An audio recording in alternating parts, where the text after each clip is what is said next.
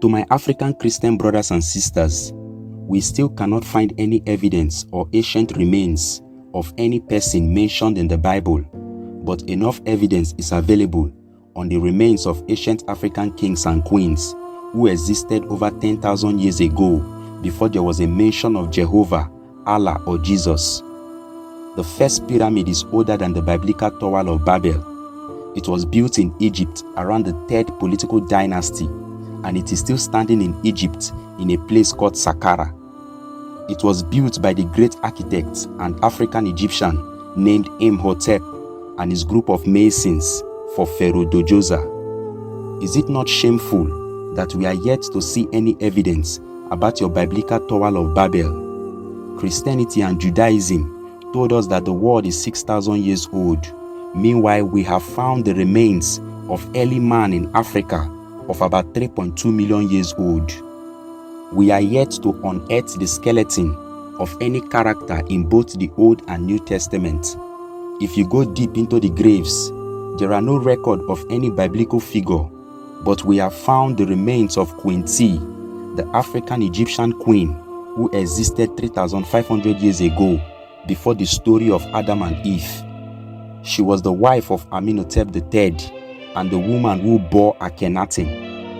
Akhenaten became the first human being on earth to practice the worship of one God, which is monotheism. This was before any record of anyone by the name of Moses. Akhenaten was formerly called Amenhotep IV, who was the son of Amenhotep III and Queen T. Now, in the 18th dynasty of his reign, he revolted against the gods and goddesses of ancient Egypt by establishing only one god for the Egyptians to worship. The Africans in Egypt had a spiritual order where polytheism, which is the worship and recognition of many gods, was more ideal, even if the Egyptians still recognize Amen or Amun-Ra as the official state deity, where the kings receives their blessings before becoming kings. Akhenaten was not new to this spiritual order. It was an order he was born into, but when he became the pharaoh, he revolted against the gods and goddesses by introducing Aten, which is the dex of the sun, and it was Aten Akhenaten declared as the supreme. Akhenaten was so passionate for the promotion of his new belief that he changed his name from Amenhotep, which means Amen or Amun is pleased, to Akhenaten, which means servant of Aten. The spread of this new religion of monotheism was highly pushed forward by Nefertiti, the beloved wife of Akhenaten. She gave uncountable support to the passion of her husband. In fact, she became the high priestess of Aten.